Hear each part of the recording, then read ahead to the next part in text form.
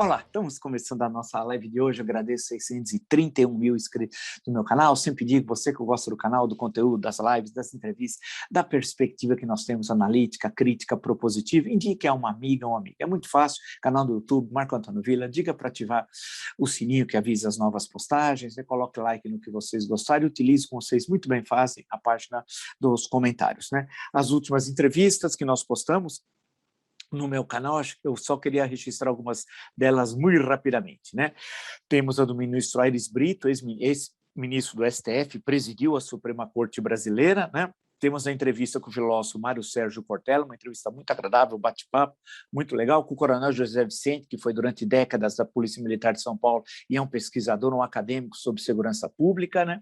A entrevista com o antropólogo Roberto D'Amato é um recorte que eu fiz, uma longa entrevista de mais de uma hora que tem no nosso canal, discutindo a questão da identidade nacional, e ele é um tremendo antropólogo. Eu acho ele o mais importante antropólogo brasileiro, né? Inclusive, hoje eu estava aqui, comecei a ler esse O que faz o Brasil, o Brasil, Brasil, né?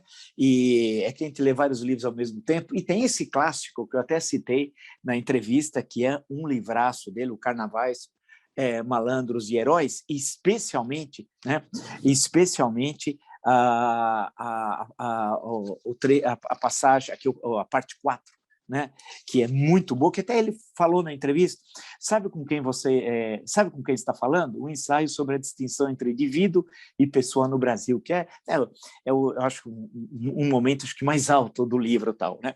Só para lembrar de tanta gente importante que passa pelo nosso canal, que busca sempre qualificar a reflexão. E tem a última entrevista com os ministros Alexandre de Moraes e Luiz Roberto Barroso, e eu recortei até para facilitar, dando 13 minutos, os dois falando, a discussão do artigo 142, né? Inclusive o título é "Não existe intervenção militar constitucional", e serve muito bem para os fanáticos nazifascistas bolsonaristas do próximo dia 7, aqueles que têm a suástica aqui e o fátio aqui, né? Vale a pena vocês verem essa entrevista, esse recorte que eu fiz das entrevistas que já estavam no meu canal, dos ministros Alexandre de Moraes e Luiz Roberto Barroso, né? Lembro que no Twitter podem me seguir pelo Vila Marco Villa, no Instagram, @Marco Antônio Villa Oficial, e na plataforma de curso, www.cursovilla.com.br. Lá vocês encontram todas as informações sobre os 3 cursos que estamos oferecendo, ou seja, História Política das Constituições Brasileiras, História da Ditadura Militar no Brasil, o que é fascismo, www.cursovilla.com.br, né? Estava aqui passando por tudo, olhando todo o noticiário. Bem, eu queria primeiro falar da CPI da pandemia, né? O depoimento hoje do senhor, um senhor humilde, um motoboy, ganha um salário mínimo, mora numa favela, num lugar longe para diabo, Sobradinho 2, em Brasília, num barraco, né? Mas uma pessoa sincera, um brasileiro. E na hora, claro, a lembrança foi imediata, pelo que ele estava falando, dos transportes, dinheiro, pagamentos, claro, e foi destacado por alguns senadores, mas é o motorista Heriberto, de 1992, da CPI, a CPI de Paulo César Farias, que levou depois, a posteriori, ao impeachment de Fernando Collor, né? E o Heriberto, que tinha dado, era o motorista da secretária Ana Scioli de Fernando Collor, que fazia os pagamentos de cheques de contas fantasmas, que não existiam, correntes fantasmas, e em certo momento ele foi arguído, era uma CPMI, era uma comissão parlamentar mista de inquérito, né? Ele foi arguído, pelo que ele estava falando, mas se eu estava falando isso só por patriotismo, e ele respondeu o seguinte, em 1992, o motorista Roberto: precisa mais? É pouco? Precisa mais? Sabe quem perguntou isso para ele? Esqueceram de lembrar hoje na CPI. Quase eu mandei uma mensagem para ele explicar. O deputado Roberto Jefferson, em 1992, perguntando para o Heriberto, mas o senhor está fazendo isso? Porque ele falou que era por patriotismo, né? Que quando perguntaram, o senhor está fazendo só por patriotismo? E a resposta dele foi brilhante. E não basta? É pouco falar, ser patriota? É isso. E agora o Roberto Jefferson está com quem? Isso, com o criminoso Bolsonaro, né? Então, é interessante, né? É interessante ver essas coisas. E ele era um senhor sincero, e falando a fortuna que ele sacava do banco, né? Agora, hoje, né? Levava, entra no Ministério da Saúde, fazia pagamentos. Então, tem corrupção das grandes no Ministério da Saúde, né? E com a presença verde-oliva. Que vergonha para o Exército. E nós sempre cantamos a bola. Ligar o Exército a esses criminosos bolsonaristas ia dar nisso. A instituição ia sair terrivelmente, como sairá maculada do governo Jair Bolsonaro, né? E durante o dia, né, foram aparecendo várias informações que me parecem importantes para a gente amarrar, olhar para o dia 7, ver como que é o criminoso Bolsonaro e seus nazifascistas vão agir, né? Então, é interessante a gente pensar isso. Bem, primeiro, o Bolsonaro está espalhando um manifesto pavoroso da Federação das Indústrias de Minas Gerais, que ataca o Supremo Tribunal Federal de forma violenta e endossa o discurso bolsonarista. Nós temos um problema com o setor industrial no Brasil, que é o seguinte: do jeito que está, não teremos mais indústria no Brasil, só teremos as federações, a confederação e os sindicatos, né, de indústrias, porque está destruído o setor industrial. Ao invés deles exigirem uma política industrial, discutir a modernização das indústrias, a globalização, a abertura, fazer parte das cadeias produtivas mundiais, né, que tem no campo industrial, não.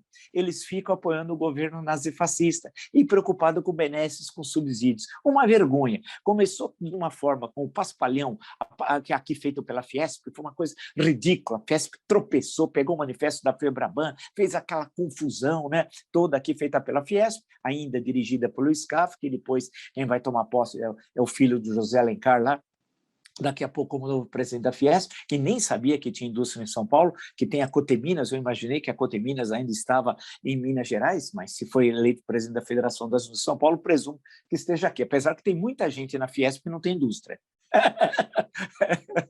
Parece piada, mas é verdade. Você tem representantes do setor industrial que não tem indústria, ou que faliram as suas indústrias. É fantástico, tem coisa que é só no Brasil, não pense não. E agora ele está distribuindo, o criminoso Bolsonaro, o manifesto da Federação das Indústrias de Minas Gerais contra o Supremo Tribunal Federal, ou seja, o seu objetivo golpista continua. Ele vai atacar a instituição Supremo Tribunal Federal. E, atacando a instituição, ele prioriza depois o ataque àqueles ministros que ele considera seus adversários, Alexandre de Moraes e Luiz Roberto Barroso. Portanto, ele continua atacando o top, a ponta final da estrutura do Poder Judiciário no Brasil, que é a Suprema Corte, o Supremo Tribunal Federal. Então, isso aqui é um fato importante, que mostra que ele continua com o caminho golpista, né? Um outro fato muito importante, importantíssimo, e aí envolve a família Aurquim, a organização criminosa Bolsonaro, que é a quebra de sigilo do Carlos Bolsonaro, né? E que vai incluir também, eu estou lendo a Folha como fonte, a Juliana Dalpiva, que sempre está fazendo um excelente trabalho no UOL, perdão, além do vereador Carlos Bolsonaro, o Ministério Público pediu a quebra também de sigilo da Ana Cristina Siqueira Vale, a segunda mulher do conservador Jair Bolsonaro, né? E de mais 25 pessoas. A quebra foi autorizada no dia 24 de maio. Puxa vida, né? Isso aqui é importante, é muito importante, porque essa senhora, como diria o Jânio da Silva Quadros, quando foi casar com o Bolsonaro em 10 anos, comprou 14 imóveis com o Bolsonaro, 14, que dá a média superior a um imóvel por ano de casamento, né? E que é incompatível com a receita que ele tinha de deputado federal, e ela, de assessora ela parlamentar, não dava, era impossível, e frente aos gastos que eles tinham, e mais a pensão que ele precisava pagar, era impossível, não dava. Em suma, cometeram atos, supostamente, só pode ser os atos de rachadinha, do qual a família é especialista. Então, e o Carlos vai pegar o do Carlos Bolsonaro. E a quadrilha, ali, a estrutura do Carlos, e o Carlos é um caso interessante, porque ele se lança candidato, imposto pelo pai, ele não tinha completado 18 anos.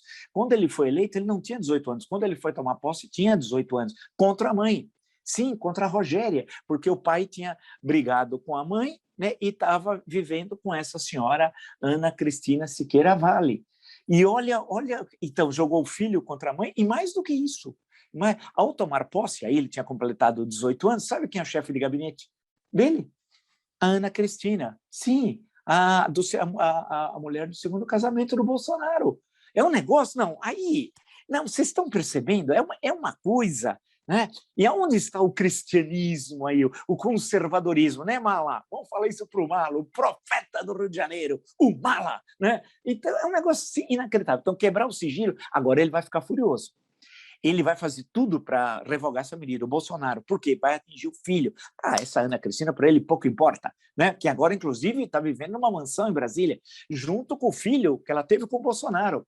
Só que a mansão, o sujeito que comprou, é o único imóvel dele, ele não tem recursos para isso. Ele é laranja.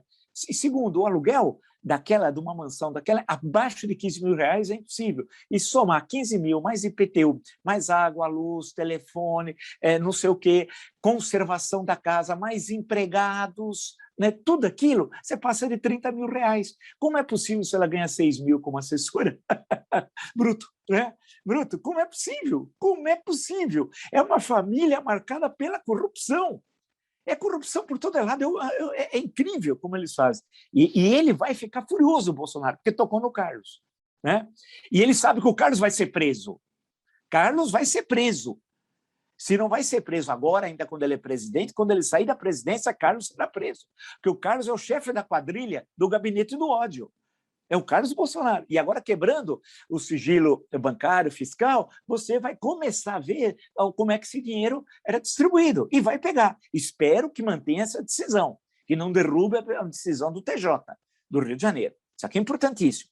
E há um outro fato importante, quase agora que saiu, e inclusive foi citado rapidamente no final da CPI hoje, da pandemia, Renan Bolsonaro, o quarto filho, Renan Bolsonaro, aquele que disse que comeu todas as meninas, desculpe dizer isso, do Vivendas da Barra, ele falou isso publicamente. Lembra, no dia 24 de abril? O Brasil inteiro assistindo ano passado, e ele é conservador, né? Em nome de Jesus, Deus no comando, e falando do filho, que é um idiota, uma topeira, né? Mas essa topeira aqui, veja a notícia, Folha de São Paulo. O Renan Bolsonaro abriu empresa com a ajuda de lobista de investigada pela CPI. Mostram mensagens, diálogos e documentos da Receita apontam elo com firma do filho do presidente. Defesa nega relação à empresa. Que empresa que é? Do lobista que hoje inventou uma doença falsa, um tal de Marconi, com 2 N's e Y. Albernaz de Faria, que é um dos intermediários da Precisa Medicamentos, a famosa Precisa Medicamentos, inventou agora, e a CPI, e o presidente da CPI, o vice-presidente da CPI, denunciaram a malandragem do atestado, que, segundo eles, é falso, né? Porque é impossível, você está doente, está quase morrendo, e 2 dos que iam depor arrumaram atestado do Hospital Sírio-Libanês. E o presidente ligou para a direção do Sírio-Libanês, inclusive parte do telefonema nós ouvimos, porque estava ao vivo a sessão da CPI. E esse Marconi está querendo fugir do depoimento amanhã. E esse Marconi é que teria, de acordo com a Folha de São Paulo, ajudado o tal de Jair Renan a abrir a Bolsonaro Júnior Eventos e Mídia. Vocês estão percebendo toda a articulação? O Flávio Bolsonaro é a mansão de chocolate, né? Ele não tinha recursos para obter o financiamento do Banco de Brasília, e obteve. E a outra parte deu uma entrada com dinheiro de origem não conhecida, ou, para alguns, extremamente duvidosa quando conhecida. Então, vocês vão percebendo como tudo vai se encaixando nesses criminosos da Orcrim Bolsonaro, e isso vai fazendo com que o cerco sobre ele vá aumentando. O cerco sobre ele vai aumentando. E aí, também hoje, saiu uma pesquisa muito detalhada, eu estava lendo, recebi logo quando ela saiu, da Quest Consultoria, encomendada pela Genial Investimentos, para a eleição de 22. E os cenários mostram que o Bolsonaro é carta fora do baralho, quase. Né? Eu falo sempre que, caso ele chegue até o processo eleitoral, não tem impeachment, ele não renuncie, ou não saia por outra razão, né? Vamos lembrar, não saia pela inciso 44, artigo 5º, que fala, vamos lê-lo, vamos lá, né? Que diz, constitui crime inafiançável e imprescritível ação de grupos armados, civis ou militares contra a ordem constitucional e Estado democrático. Que o doutor Aires, aqui no nosso canal, Aires Brito, várias vezes destacou esse ponto, e foi destacado pelo ministro Lewandowski essa semana, e isso vai ser usado contra ele. Vocês perceberam o que é o inciso 44, artigo 5º, né?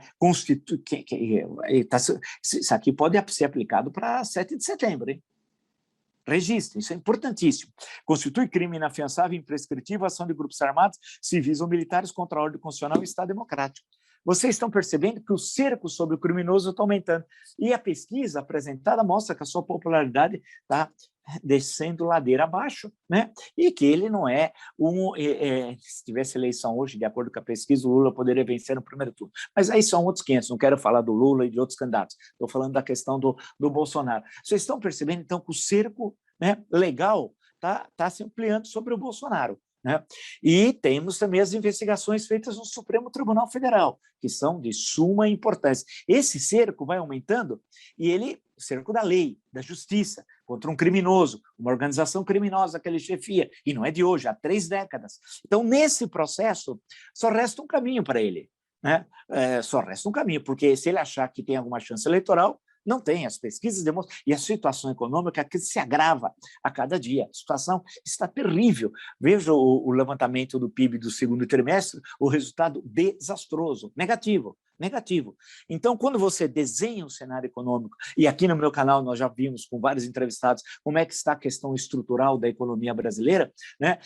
Para esse ano e para o próximo, então, que falam no máximo de um crescimento positivo de 0 a 1%, alguns falam em 0,8% e tal, nesse cenário, ele não tem chances eleitorais nenhuma. E com o avanço das investigações e a CPI da pandemia, como eu sempre disse, é a CPI mais importante do século e ela está fazendo um trabalho fundamental para a República Brasileira e para a nossa história, E agora, essa história da VTC Log e levando uma lote de dinheiro para o Ministério da Saúde, pegando uma lote, e eu dei uma dó, mas uma dó do senhor, do motoboy. Você imagina, ele ganha um salário mínimo, mora numa favela, numa situação terrível, e levando, eu fico pensando o que estava na cabeça dele, pegando aquele malote, que ele falou que colocava o dinheiro no malote, muitas vezes chegou a retirar R$420 mil. Você imagina ele ganhando salário mínimo e sabendo, acho que, né, ele podia intuir, falar, pô, há algo de estranho nesses saques. Né? E a facilidade com que você sacava. Você vai sacar R$8 mil, 10 mil no banco, a pergunta é, reservou? Aí você vai falar, não, então não tem saque. Como é que eles tiram tanto dinheiro do banco? E, salvo engano, se eu estiver errado, mas é uma agência da Caixa no aeroporto, né? Pelo que eu vi o senador Omar Aziz fazendo no final da sessão, no final da sessão ele tinha dado essa informação. Então, nesse cenário, vocês estão percebendo como a coisa está se construindo. Por outro lado, quer dizer, em termos legais, o cerco sobre ele e a CPI revelando os crimes da Orcrim Bolsonaro, né? A popularidade cada vez mais em baixa, a economia destruída, não adianta a Federação das Indústrias de Minas Gerais soltar notas, isso é patético, é ridículo, sabe que a situação a cada dia ela é mais grave, é econômica, tal, não adianta querer tapar o sol com a peneira, e aí resta um caminho para ele que vai usar os seus nazifascistas, o golpe. Cada vez mais o cenário é marcado pelo golpe. Esse é o cenário, é o golpe, é o golpe, é o golpe. Ele está apresentando o cenário do golpe de Estado, e que ele sem isso, e o golpe que vai adiar a sua prisão, não vai eliminar a sua prisão, isso vale a pena registrar. Ele vai para a cadeia de qualquer jeito, ele vai para a cadeia, assim como o Carlos, o criminoso. Né? E as investigações, quando nós tivermos uma outra situação política, e teremos, no Rio de Janeiro, investigar os crimes de 3 décadas que ele esteve envolvido, com o escritório do tal, entre aspas, olha o nome, escritório do crime. E aí as conexões dele com o Adriano.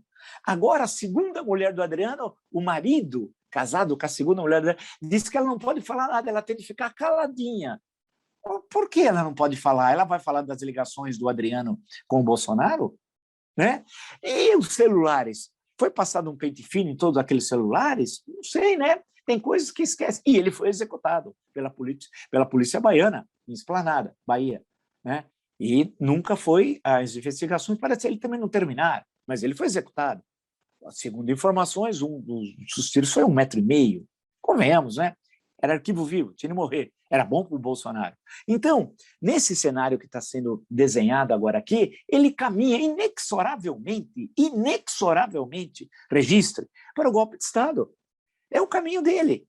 E aí, nós vamos criar uma situação, claro, ele vai usar os fanáticos nazifascistas, parte ingênuo que está nessa história, e outros são pessoas perigosas à ordem pública, gente armada, gente com fuzil, e ele incentiva as pessoas, e vimos, a comprar fuzil, a usar, a atirar.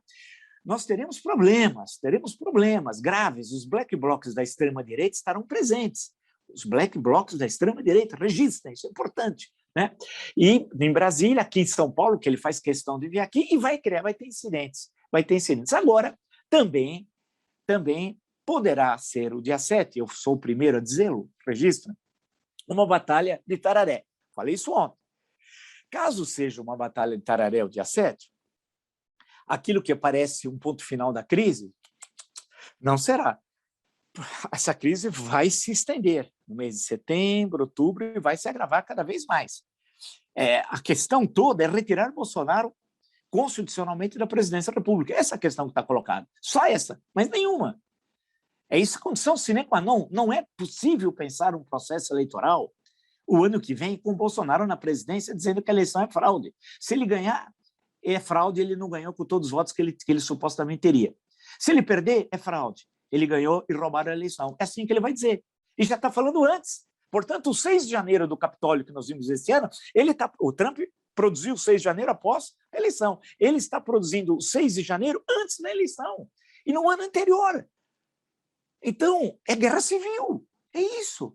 Ele vai ser necessário uma interpretação original da Constituição. Insisto na interpretação original, porque quando o artigo 5º, inciso 44, que eu já li 2 vezes aqui para vocês, e ele é muito claro, dizendo que é crime inafiançável, imprescritível, ação de grupos armados, civis ou militares contra a ordem constitucional e o Estado Democrático, se considerar que ele estimulou a formação desses grupos armados, civis ou militares, e que enfrentaram a ordem constitucional e o Estado Democrático, atacando prédios públicos, ameaçando pessoas, etc., etc., etc., isso é crime inafiançável e imprescritível.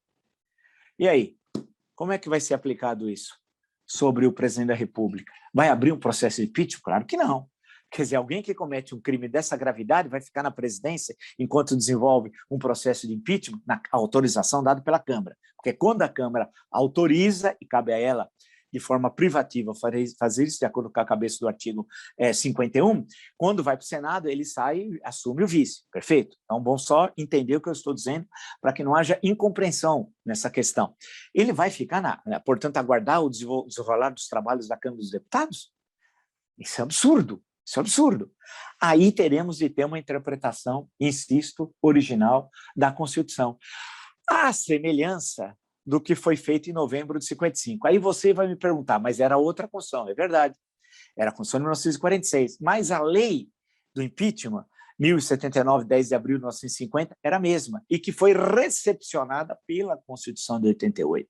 Então, a questão que vai se colocar é uma solução imediata, ou seja, impedir o exercício na presidência, e aí tem de ser uma interpretação original, né? E dar posse imediatamente ao vice-presidente da República, que na sucessão é o que segue a sucessão de acordo com o que determina a Constituição brasileira. Isso e pronto. A questão que vai se colocar, portanto, é que ele vai sofrer um monte de ações, e não só dessas que são graves, como daqueles que morreram, né, na pandemia. Pode garantir, ele vai ter milhares de ações, milhares contra ele, porque ele é o responsável direto, ele incentivou, ele foi contra a vacina, a favor das aglomerações, contra o uso da máscara. As pessoas podem dizer assim, que ele estimulou e o seu ente querido, daquela família X, morreu e ele é o autor intelectual disso tudo. Por que não? E vão entulhar a justiça. Sim, e aí o papel das OABs seria fundamental, não é verdade? Das OABs que se mobilizariam pelo Brasil inteiro, porque a defensoria não é suficiente para isso. Isso deveria ser um grande movimento nacional. Eu espero que as OABs, eu sei que tem os bolsonaristas nazifascistas também nas OABs, mas vamos ver, a OAB precisa lembrar da sua história, bela história, inclusive, tem de ser registrada em defesa da democracia, né? E esse é o momento desse reencontro com a história, assim como, um breve parênteses, eu falei no UOL, e o UOL hoje deu destaque quase o dia inteiro sobre isso, que é a nossa dívida histórica que nós temos com a África. E aí, em relação à pandemia, 2% foram vacinados na África, 98% estão aguardando vacina. Por que o Brasil não participa desse esforço internacional e nós temos aqui o Butantan e a Fiocruz? Não seria uma tarefa legal, uma tarefa bonita, mostrar que o Brasil... Mas o problema é que a gente tem uma caterva, nós temos assassinos, ladrões na presidência da República, né? Mas a sociedade devia, sabe, dar uma chacoalhada nisso tudo, porque é duro, porque o Brasil, para a comunidade internacional, é o Bolsonaro. E a comunidade internacional sabe que ele é nazifascista, sabe que ele é responsável pelas mortes, pelo genocídio, e sabe que ele é ladrão. Pensa que essas notícias que nós comentamos aqui ficam só nas fronteiras nacionais? Os grandes países sabem que ele é ladrão. Né? Infelizmente, esse é o retrato que tem nosso. Né? Sabe que ele é ladrão, que ele é de uma organização criminosa, que no Rio de Janeiro suas relações com os milicianos, tudo isso é sabido. Mas vamos ver se a sociedade incorpora, acho que essa minha ideia, espero. Né? Nós temos essa dívida histórica, isso é inegável, o último país a abolir a escravidão no mundo ocidental foi o Brasil, né? Na questão da vacina. Mas para não perdermos o fio da meada, então nós estamos desenhando, vocês estão percebendo como é que o cenário do dia 7 está sendo montado, né? Desse setembro negro da história do Brasil. Né? Como isso está sendo montado? Ele está vendo que a ação da justiça está chegando, devagar, mas está chegando. Né? E temos os inquéritos do STF, daí o ódio que ele tem com relação ao ministro Alexandre de Moraes, e no TSE também, e aí o ódio que ele tem, porque ele é um psicopata, com o presidente do TSE, ministro Luiz Roberto Barroso, né? E também com o ministro Luiz Felipe Salomão, que é do TSE e do STJ. Nesse sentido, nesse desenho que está sendo dado, nesse momento histórico, o importante, acho eu, né, é que ele vai reagir. Né? Ele é um homem covarde, como é de conhecimento de todos, um homem cruel, mas covarde. Ele não consegue ter capacidade de liderança. Né? Isso está claro. No livro do Luiz Macluf Carvalho, Cadete e o Capitão, vejam lá, eu posso amanhã até dar a página, tal, explicar direitinho. O coronel Pellegrino disse ao tenente Bolsonaro, em 1983, fez um retrato dele brilhante. Ele é aquilo. Ele não consegue comandar um batalhão de soldados. Ele não tem aptidão. Já imagina esse homem numa guerra? Vocês já imaginaram? O Bolsonaro e a caterva que está no Palácio do Planalto. Você imagina aqueles generais lá de fancaria numa guerra? Eu que estava estudando, agora estou terminando aí o livro sobre o Pacto Germano soviético, Ribbentrop-Molotov, né? O Pacto do Diabo, livro bom, viu? Realmente é um belo trabalho. Eu fico imaginando, aí volta à Segunda Guerra, que eu estava lendo um belíssimo trabalho sobre Stalingrado, né? Puxa vida, que também é pesadíssimo, né? A batalha. Imagina essa turma aí, né? Anthony Beevor, tá? Sobre Stalingrado. Ele também tem um belo livro sobre Berlim, Batalha de Berlim, e sobre o dia D. É um grande, não sei se dos vivos é o maior historiador militar, aí é um cara realmente... São livros duríssimos para ele, não é nada agradável, não. Mas imagina esses militares, nossa, essa turma, 171 que está no Palácio do Planalto, imagina o Pazuello no dia D, quando o Churchill, né, nem dormiu naquela noite, está, né, na biografia do Martin Gilbert, né, terrível, porque ele sabia que 15 mil iam morrer, e estão vendo passar os jovens, né, ele sabia que daqueles soldados, 15 mil não voltariam, mas era necessário o dia D. Né, aquela terrível... E a sua esposa chegou e falou com ele, falou, pô, mas o que aconteceu que você não dorme? Ele está lembrando disso. Não, essas coisas, nós somos numa outra esfera, entendeu? Enquanto isso, a gente está falando com pessoas, com marginais, que o Bolsonaro é marginal, é ligado ao submundo do crime do Rio de Janeiro. Nós estamos falando de pessoas lá do subsolo da sociedade, da cloaca, do esgoto. É ele. Então, ele está vendo que a justiça está chegando. E aí a resposta é tentar, como eu fui o primeiro a falar, tentar o golpe de Estado. E vai usar os pobres os nazifascistas bolsonaristas, os pobres coitados. Tem alguns que não. Alguns que têm mais dinheiro, eles são espertos. E esses vão ter também, a justiça vai ter que chegar sobre eles. E eu tenho esse compromisso. Assumo com vocês. Esse pessoal que está financiando os nazifascistas bolsonaristas vão ter que ir para a cadeia também. Porque eles estão dando dinheiro e falando, vão vocês lá na frente, né? Eles não vão, né? Esses aí vão ter de pagar, porque eles estão colocando em risco a ordem pública, e aí voltamos, vou ler para essa turma, para essa quadrilha, né? Ler artigo 5º, inciso 44. Veja o que reza o texto constitucional. Constitui crime inafiançável e imprescritível, isso é importante, ação de grupos armados, civis ou militares contra a ordem constitucional e Estado democrático. Está aqui. A questão, portanto, está colocada. O cenário está desenhado. Então, nós começamos agora a contagem regressiva para o dia 7. Vai ser terrível. Um momento grave. Brasília, bastante gente, mas não tão grave como São Paulo, Avenida Paulista, e nos 2 locais com a presença do criminoso Bolsonaro. Né? E incidentes que podem ocorrer em outras capitais. Eu temo muito pelos prédios públicos, né? Temo muito por ataque a pessoas, às instituições. Brasília diz que vai estar devidamente policiado, São Paulo dizem que também estará. Em São Paulo ainda tem uma situação que é a manifestação do Valengabaú. Vale lembrar que a todo direito, o dia 7, a nossa independência não pode ser sequestrada por criminosos, traidores da pátria, como os nazifascistas bolsonaristas. O dia 7 é de todos nós. Eles já querem sequestrar o verde e amarelo, e eu já disse, e insisto, vocês nazifascistas, tirem as mãos da nossa bandeira. O certo para vocês é a suástica e o fátio, não o verde e amarelo. Entenderam? É isso. Porque vocês não têm nada a ver, vocês, com a nossa tradição. Vocês são de outro campo, do extremismo. Vocês são servis, são carneirinhos do imperialismo americano, da extrema-direita americana, da supremacia branca americana, da Ku Klux Klan. Porque todo nazifascista, bolsonarista é racista e antissemita, todos. Porque a visão que eles têm de Israel é Israel branca e cristã. É isso que eles têm. Ou seja, a população de origem judaica e os muçulmanos fora.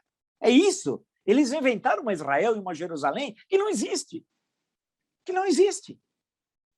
Então, a questão, o desenho, nós estamos caminhando, começamos a contagem regressiva para o golpe. Aqui, nesse espaço, vamos estar par e passo acompanhando tudo. E, evidentemente, sempre em defesa da ordem legal, da Constituição, do Estado Democrático de Direito, das nossas instituições e da democracia. Ninguém vai tirar a nossa democracia. Ela é inegociável, ela não está à venda. Se você gostou dessa e de tantas outras lives no meu canal, está entre os 631 mil inscritos, muito obrigado, mas muito obrigado mesmo. Indique a um amigo, uma amiga, muito fácil, né? Canal do YouTube, Marco Antônio Villa, dica para ativar o sininho com suas notificações, coloca like no que vocês gostarem, utilize como vocês muito bem fazem a página dos comentários. Lembra as nossas últimas entrevistas e temos coisas muito interessantes. Hoje tem uma pedagógica que é essencial. Por isso que eu fiz questão de recortar Alexandre de Moraes e Luiz Roberto Barroso falando sobre o artigo 142. E não existe intervenção militar constitucional. Está muito claro. Né? Portanto, bem pedagógico. Temos a entrevista com o antropólogo Roberto da Mata, que eu acho excelente, e o recorte que nós temos sobre a identidade nacional. Né? Coronel José Vicente, que foi décadas da PM de São Paulo e é um acadêmico, um estudioso. Né?